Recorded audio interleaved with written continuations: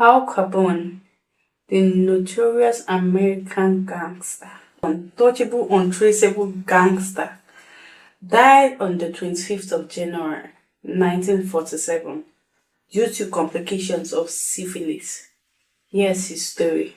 Alphonse Gabriel Capone was born on the 17th of January 1899 in Brooklyn, New York City. He then moved to Chicago in his early 20s and joined the city's organized crime scene.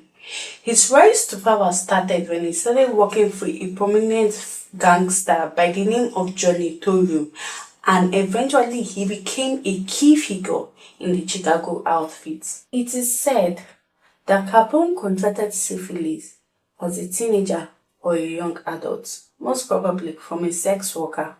And during that time, the disease was very prevalent and the treatment options were so limited.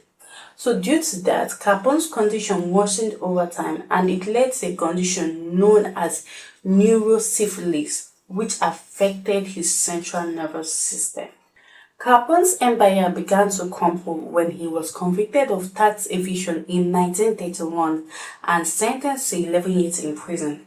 During his time in imprisonment, his condition began to worsen quickly and he became debilitated, experiencing symptoms of dizziness, hallucinations, and seizures. Due to his deteriorating health condition, Capone was released from prison in 1939 and was referred to the Johns Hopkins Hospital at Baltimore for treatment. However, the hospital couldn't treat him and referred him to Union Memorial Hospital.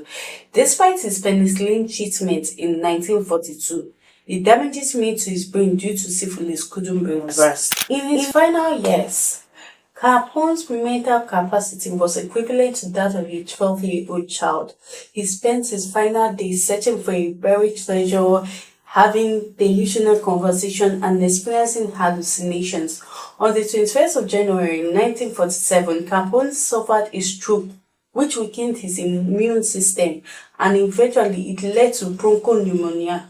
On the 25th of January 1947, he died in his Palm Island mansion surrounded by family and friends. This story teaches us about the consequences of untreated syphilis and the fragility of human life.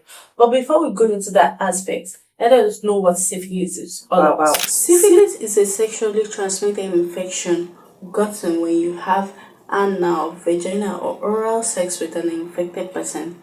It is caused by a bacteria known as the Treponema pallidum, and it enters your body through your anus, penis, mouth, vagina, or even broken skin.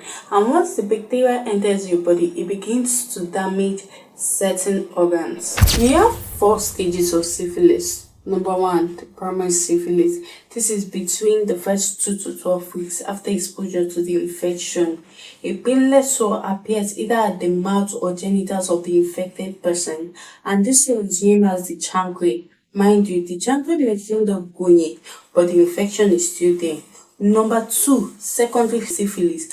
This stage is between 1 to 6 months after the chancre is being gone, and in this stage, the person might have swollen lymph nodes, fever, and rashes with sores all over the body. It's important to treat syphilis at this primary and secondary stage of syphilis before it now entered the 3rd stage, which is the latent syphilis. In this latent syphilis, you don't notice any symptoms at all, like your body feels fine, but then the symptoms are destroying your organs inside, and this latent syphilis stage can last up to 20 years. Number 4, late syphilis.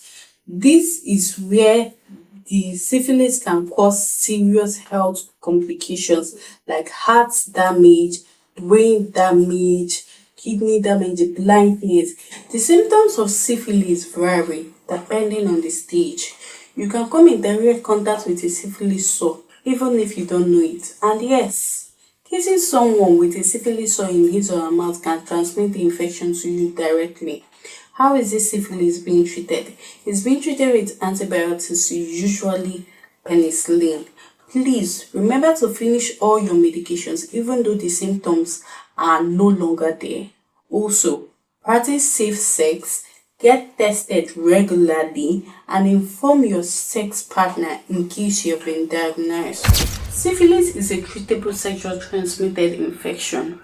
Always remember to get tested regularly, practice safe sex, and be open to your healthcare provider about your sexual history. It is not a death sentence. We have come to the end of the video for today. And if you're new here and you enjoyed the video, please do well to like, comment, share, and subscribe. I'll see you in my next video. Bye.